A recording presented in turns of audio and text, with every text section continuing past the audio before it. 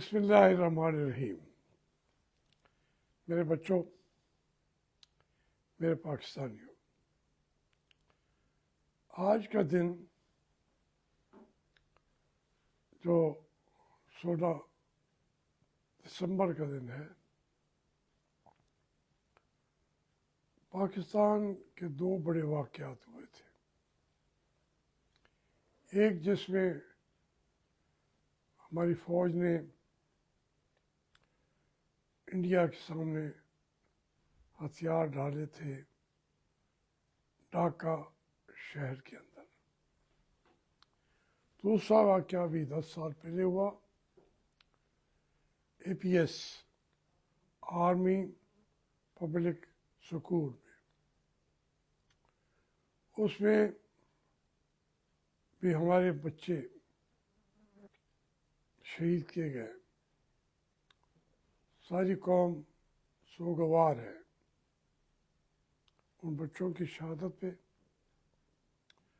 और सकूत ढाका जिसे कहते हैं, उसमें जब हमारे फौजियों ने हथियार डाले, AK अब्दुल्ला न्याजी ने सरेंडर के कागजात पे दस्तखत किए। वो तस्वीरें अब भी जब सामने आती हैं तो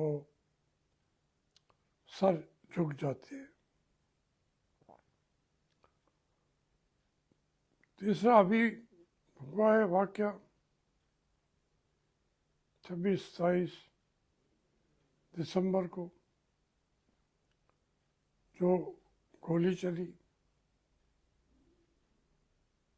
वो गोली किसने चलाई? उनके जब अब शहीद बच्चों के, नौजवानों के जनाजे उनके इलाकों में पढ़ाए जा रहे हैं, तो उस पर भी जहन के ऊपर एक ऐसी कैफियत तारी है कि सब नाम भी नहीं ले सकते। आज सकूता ढाका का तो जो हमने हथियार डाले थे उसका तो कोई तज़किरा ही नहीं है। पाकिस्तान की TV पे या इलेक्ट्रॉनिक मीडिया पे सिर्फ अभी आर्मी पब्लिक स्कूल का सिर्फ अपना अफसोस का आधार कर रहे हैं हमारे लीडर, तमाम लोग। मेरे बच्चों, ये पाकिस्तान चूँकि अभी 25 दिसंबर भी आने वाले हैं, कायदे आज़म पैदा हुए थे 1874 में। तो जिससे कायदे आज़म को उन्होंने सड़कों पे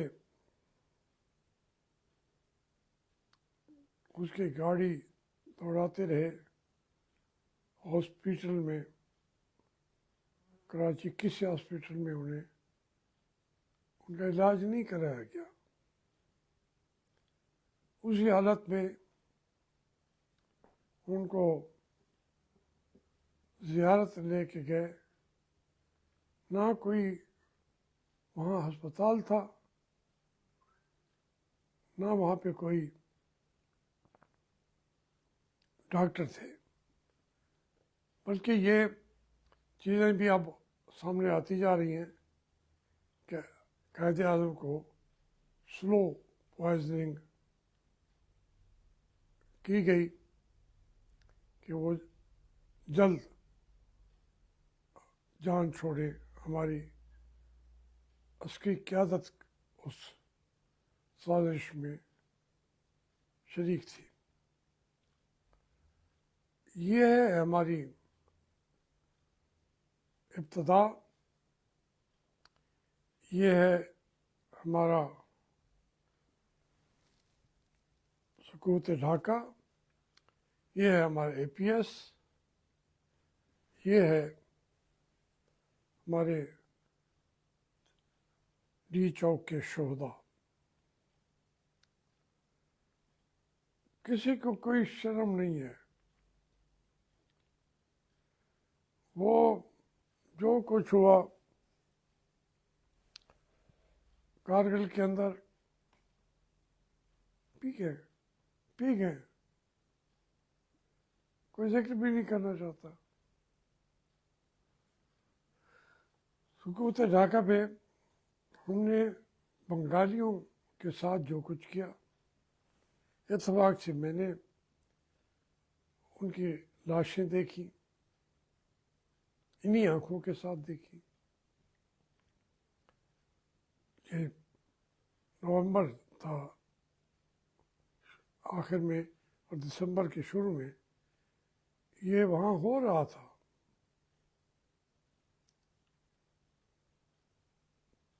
तो वही जो गोलियां चलाने वाले थे, उन्होंने कारगिल के अपने शोहदा की लाशें कबूल करने से इनकार कर दिया। कोई हमें ये तमाम कार्रवाइयाँ जो हैं क्यों हुई, क्या ज़रूरत थी, ये किसी की समझ में नहीं आता। आज बंगाली लोग जो हैं या बांग्लादेशी, वो कैद आज़म का नाम इज्जत के साथ ले रहे हैं और मुजीब के उन्होंने स्टेचूज उतार के फेंक दिए। लेकिन जितना हमारी आर्मी ने वहाँ कत्ल गारत की, अपनी निहत्ते अवाम के साथ जंग लड़े, तो इंडिया ने आगे बढ़ के जसूर पे कब्जा कर लिया। ढाका कितनी दूर था?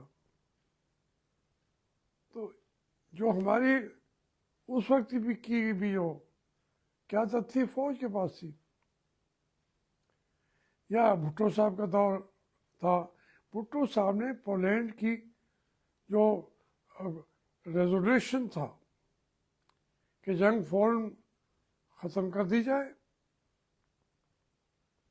और मुज़ाकरात शुरू किए जाएं और जिनको वोट मिले हैं उनको हुकूमत दे दी जाए। भुट्टो साहब ने याह्या खान ने कहा कि ये कबूल कर लें। आगे भुट्टो साहब मिले ही नहीं हैं, फ़ोन नहीं सुना। वो गए, गुस्से का मुजाहरा किया कि हम जंगलों में लड़ेंगे, 1000 साल तक लड़ेंगे, और उस करारदाद को जो पाकिस्तान को मुत्तहद रखने की आखिरी कोशिश थी पोलैंड की, उसको फाड़ दिया। और पोलैंड उस वक्त अकेला तो नहीं था, वो तो सोशलिस्ट ब्लॉक का हिस्सा था, उसके पीछे रूस था। उन्होंने पाकिस्तान बचाने की जिसने भी कोशिश की, उसको हमारी फौजी क़यादत, हमारी सियासी क़यादत जो भुट्टो साहब थे, इनको तो मिले थे कोई 70-75 के 77 के करीब सीटें, उसको मिली थी 163 मुजीब शेख को। तो फिर ये असेंबली भी कॉन्स्टिट्यूएंट असेंबली थी, तो उन्होंने कॉन्स्टिट्यूशन बनाना था या जो चेंजेस लानी थी उसके बाद आगे बढ़ते। लेकिन भुट्टो साहब की बड़ी शदीद ख्वाहिश थी कि ये अब अलग हो जाए बांग्लादेश, और इतनी शिद्दत थी उसके अंदर कि जब हमने बांग्लादेश नामंजूर की तहरीक चलाई तो हमारे कई नौजवान उनको गोलियां लगी। एक वहीद के कम्बोह, वो तालिब इल्म थे पंजाब यूनिवर्सिटी के, उनको भी गोली मार के शहीद कर दिया गया। चीशा वतनी में उन्हें हमने आके दफन किया। तो यानी इतनी शिद्दत के साथ वो कोई बांग्लादेश नामंजूर की बात करता भी था तो उसको जेलें, शाही किले के अंदर बंद मुझे भी किया गया, फिजिकली टॉर्चर किया गया, क्योंकि मैं उसको लीड कर रहा था बांग्लादेश नामंजूर को।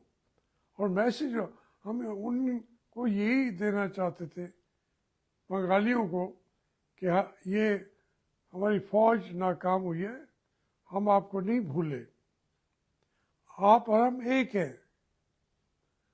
वो उन जज्बात को भी आप लोगों ने कुछ कुचल दिया। और वहाँ आज वो बांग्लादेश के अंदर जाके देखें किसको बानी कहे, वो उस फौज को बानी कहे जिसने उन पर गोलियां चलाई, उनको मारा। अब ये वो उनके लिए भी आपने मकबसा बना दिया है। वो अपने यौम आज़ादी किसको कहे, 14 अगस्त को या आज 16 दिसंबर को। ये हमने वो जो रहने की बाद में कोशिश भी करे बाद तक, उनके लिए कोई रास्ता नहीं छोड़ते आप। बांग्लादेशी में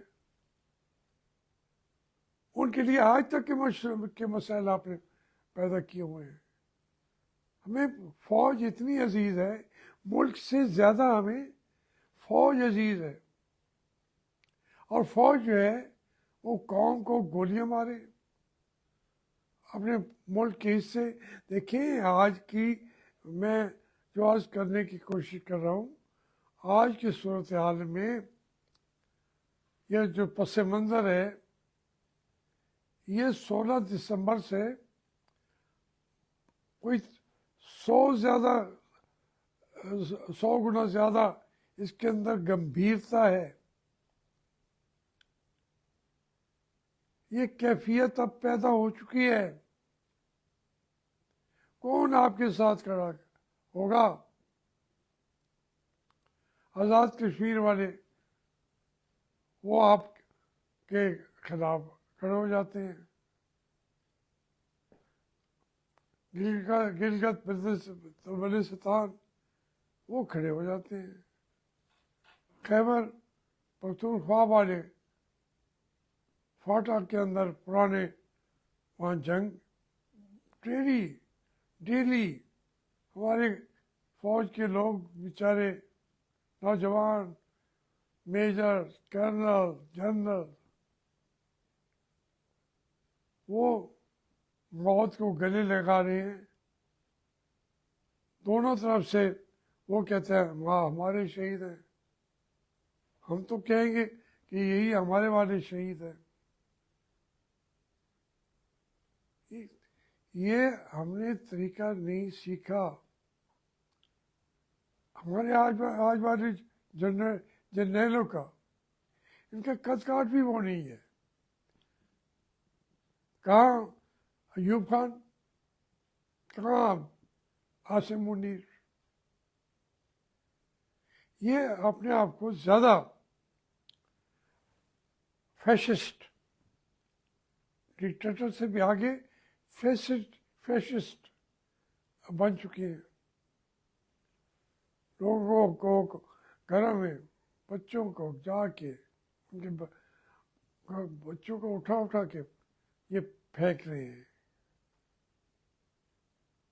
इतनी दुश्मनी क्या है यार पाकिस्तान के लोगों से आपकी? आप इन्हीं को दुश्मन समझने लग गए हैं। जो दुश्मन है उनका तुम सामना नहीं करते। ये बेचारे, ये पूरी तारीख आपके पास कोई एक जगह उठाएंगी ना तो सारी सारी रात ये बातें सुनाते आपको लग जाएगी। किस चीज़ में हमारी फौज जो है वो मासूम ठहरी थी? 16 दिसंबर के हवाले से मासूम ठहरी थी। और फिर सबको प्रमोशन देते हैं। 3-4 दफा कोशिश की गवर्नर मालिक ने, बार बार कहा इनको, इन्होंने कहा कि आप फैसला कर लें, और जो वो फैसला करते थे उसको फिर ये डिसोन कर देते थे। जनरल हमीद और जनरल उमर और सारे लोग थे, ये नहीं। और वो इतना जुल्म हुआ फौजी क़यादत ने किया। और उसमें चूँकि उस वक्त भुट्टो तो मैटर कर रहा था क्योंकि वो पंजाब के अंदर जीत चुका था सीटें। जमात इस्लामी तो मैटर ही नहीं कर रही थी। इलेक्शन के बाद वो तो मैटर नहीं कर रही थी। जो दूसरी कुव्वत मैटर कर रही थी वो नेशनल अवामी पार्टी थी। वो जनरल मुजीब शेख की तरफदार होगी, बलूचिस्तान के भी। तो ये एक अजीब व गरीब की किस्म की सूरत थी कि पूरे मुल्क का वजीर आज़म शेख मुजीब डिक्लेयर कर दिया आपने, ढाके जाके याह्या खान ने, वही मालिक साहब इस मुल्क का, जैसे अब इस मुल्क के मालिक हैं आसिम मुनीर साहब, और तो कोई नहीं है। वो जिसको जिंदा रखे जिसको मारे, वही मालिक है। ये हमेशा ऐसे करते रहे। अब वो जब वो शेख मुजीब ने भी कबूल कर ली वजारत उज़्मा, उसके बाद उससे मशवरा किए बगैर भुट्टो ने कहा कि ये असम्बली नहीं होगी, तो वजीर आज़म बनाओ।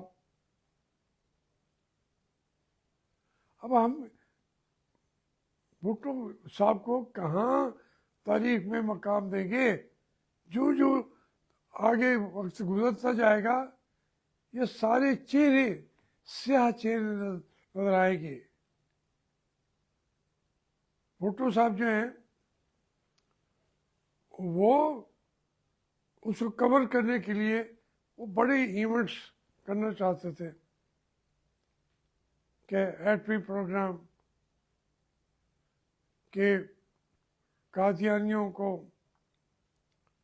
काफिर करार देना। अच्छा किया, एटमी प्रोग्राम भी अच्छा किया। इसी तरीके से हमारी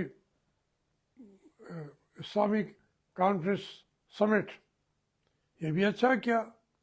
लेकिन इसके अंदर जो वो उन्होंने किरदार अदा किया था पाकिस्तान को अलग करने में, वो भी तो देखें। ये हमारी बदकिस्मती है। फिर हर चीज़ में भुट्टो को फौज ने सपोर्ट किया, लेकिन ये तो इंतज़ार में बैठे थे कि भुट्टो ने उनके कमांडर इन चीफ को, दूसरों को, फौज को बुरा भला कहना शुरू किया। तो इन्होंने कहा टाइम होने की बात है, आप कर लें जितनी बातें करते हैं। तो फांसी पे खड़ा कर दिया ना। इस वजह से भुट्टो का नाम कुछ बच गया, और उसी की वजह से आज तक पीपल पार्टी का नाम, जरदारी साहब तो डबो रहे हैं, लेकिन फिर भी वो खून जो है उसको जिंदा रखता है।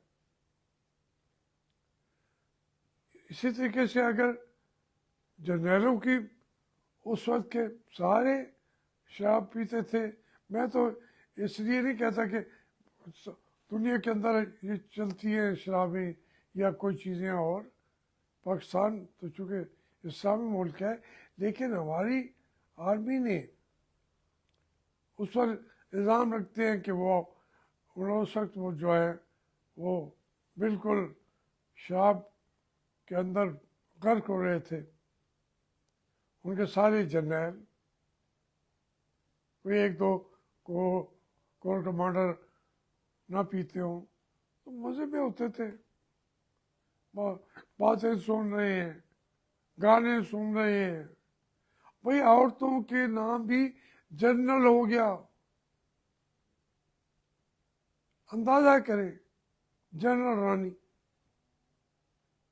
अब क्या उसका आप करेंगे उस कौम का जिसकी जनरल रानी उसके किस्मत के फैसले कर रही हो। आज का दिन जो है वो दुखों की दास्तान है। और फिर अगर हम आर्मी स्कूल की तरफ जाएं, पब्लिक स्कूल की तरफ, तो वो बेचारी उनकी रो रही थी उनकी माएँ, और कोर कमांडर पेशावर ने कहा तो क्या हो गया, और बच्चे पैदा कर लो।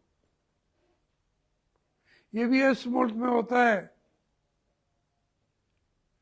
और उस आर्मी को कोई कुछ कह नहीं सकता। कोई थोड़ा सा सिविलाइज एटीट्यूड होता है नेशंस का। हमारी तो नेशन बनी नहीं है। ये पाकिस्तान बन गया, नेशन बनते बनते टूट गया, और मज़ीद टूटने के कराइन मौजूद है। खुदा करे मेरी ये बात गलत हो। आज किसी के दिल में दर्द ही नहीं है, उसी तरीके से मार रहे हैं। ये आप देख रहे हैं ना क्या हुआ है। अब उसके बाद मामलात चल रहे हैं, मुज़ाकरात की बातें हो रही हैं। किस मसले में हम पाकिस्तान को लेके जा रहे हैं। हमारी कोई जीने वाली बात तो है नहीं। काम सारे कर रहे हैं ये मरने वाले। आज भी कोई कोर कमांडर है जो अपने आज़ादाना राय दे सके आसिम मुनीर साहब को? सिस्टम ऐसा है, आज़ादाना राय नहीं दे सकता। इस सिस्टम ने हमारा बेड़ा गर्क कर दिया है। मैं फिर अर्ज करता हूँ ना कि कायद आज़म बाबाए कौम, जिनकी उस वक्त भी जो है उम्र जो है 73 साल उनकी उम्र थी, और वो कौमी मामलात में भाग दौड़ कर रहे थे। उनके जो है वो पंख काट दिए गए, उन्होंने डाल दिया वहाँ जाके।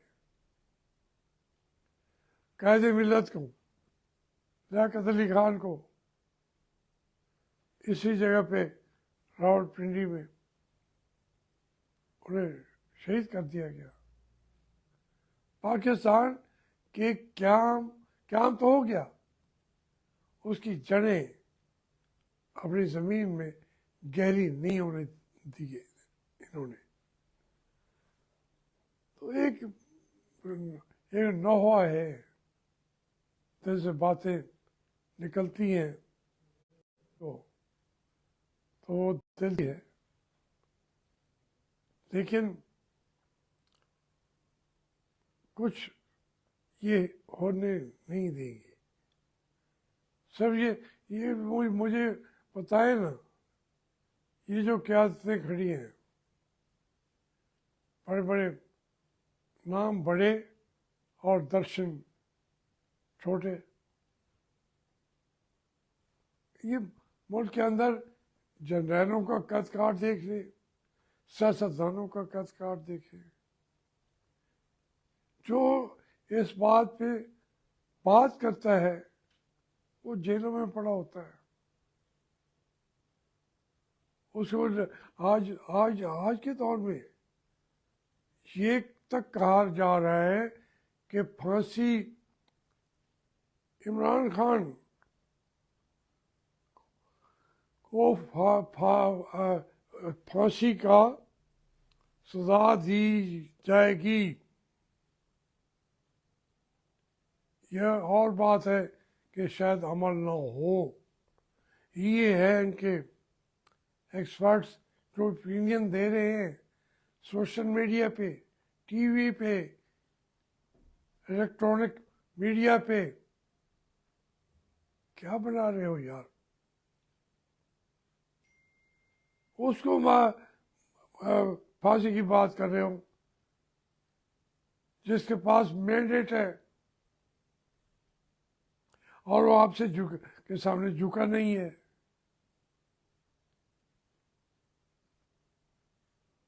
आपको वही चाहिए झुकने वाले। मैं जानता हूँ कि आप बहुत करीब वक्त आ गया है कि आपको झुकना पड़ेगा कौम के सामने। आपको सरेंडर करना पड़ेगा। आज के दिन पलटन मैदान में सरेंडर किया था, कल कौम के सामने भी सरेंडर करना पड़ेगा। यह हथियार कौम के सामने ना आपने रखवाए तो इंडिया, दूसरे मुल्क आपसे ये हथियार उनके पाँव पे आपने रखने हैं। उस वक्त क्या असर होगा? खुदा करे मैं तो जिंदा ना हूँ, मैं अपनी फ़ौज की इतनी तौकीरी, इतनी बेइज्जती, इतनी बदबख्ती देखने के लिए ज़िंदा ना रहूं, यही मेरी अल्लाह से इस्तदा भी है। पहले तो उसका कर्म चाहता हूँ कि यह फ़ौज समझ जाए, नहीं समझती तो सरेंडर तो इनको करना पड़ेगा। काश वो सरेंडर कौम के सामने कर ले, वरना मेरी आंखें उस मंज़र को देख रही हैं। खुदा मेरी आंखें बंद कर देगा जब वो मंज़र सामने आएगा। Thank you.